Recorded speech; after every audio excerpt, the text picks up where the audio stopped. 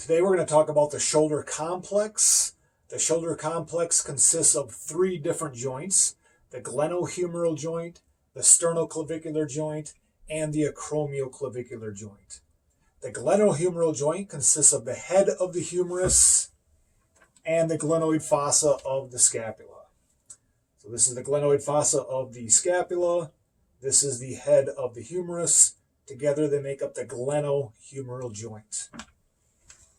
The actions are flexion and extension in the sagittal plane, abduction and adduction in the frontal plane, and external rotation or lateral rotation in the transverse plane, and internal or medial rotation also in the transverse plane.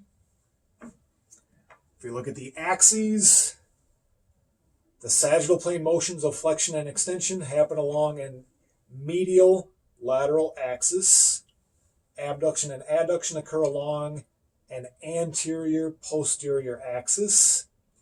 And lateral or external rotation and medial or internal rotation occur along a longitudinal axis.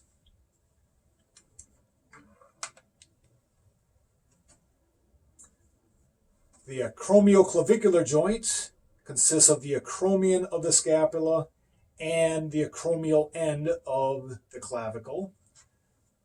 It has motion in all three planes, but we're going to focus only on the motion in the frontal plane. And typically this will be roughly 30 degrees from the frontal plane, although since the AC joint and SC joint have a lot of motion, it's never going to be exactly 30 degrees or exactly within the frontal plane. But roughly within the frontal plane, we're going to have upward rotation and downward rotation. So that would be an anterior posterior axis. You will have upward rotation during flexion or abduction of the glenohumeral joint, and the more motion you have, the more upward rotation you would have. If I do full flexion or full abduction of the shoulder complex, I will have full upward rotation of the acromioclavicular joint. When I'm bringing my arm back down through adduction or extension, I would then have downward rotation of the scapula at the acromioclavicular joint.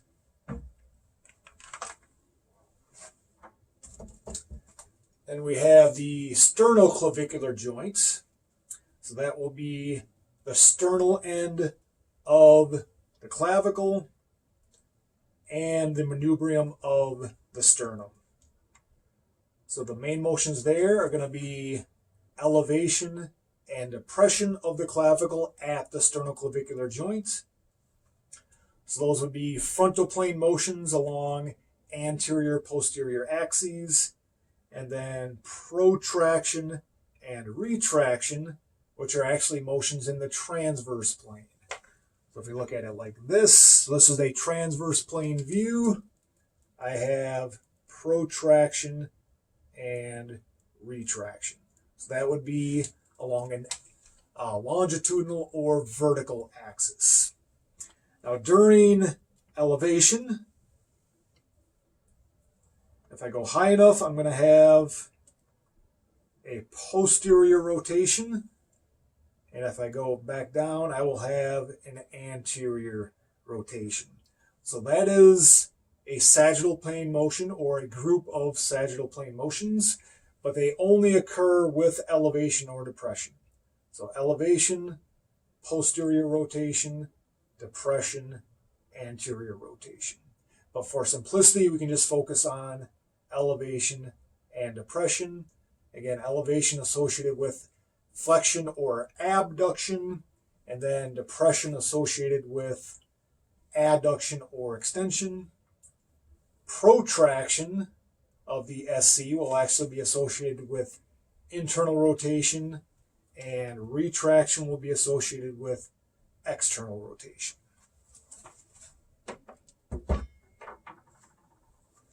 So if we put all of them together, frontal plane motions, abduction of the glenohumeral joint, elevation of the SC joint, and upward rotation of the AC joint.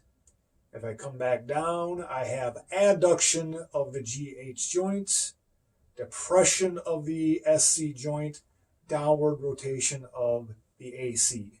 All three frontal plane, anterior, posterior axes. If I do flexion of the shoulder complex, I actually have primarily sagittal plane motion of the glenohumeral joint, but I have elevation of the SC, which is still primarily frontal plane, and upward rotation of the AC, which is still primarily frontal plane. So I have an overall motion that appears to be sagittal plane by watching the arm move through space, but that is associated with motion in the frontal plane for the SC joint and AC joints. Then for external rotation or lateral rotation of the shoulder complex, it's going to be external or lateral rotation of the GH, retraction of the clavicle at the SC. Those are both transverse plane motions. And then internal or medial rotation of the GH with protraction of the clavicle at the SC joint. And those are both transverse plane motions. There will be a little bit of rotation at the AC joint as well, but we'll save that for a later time.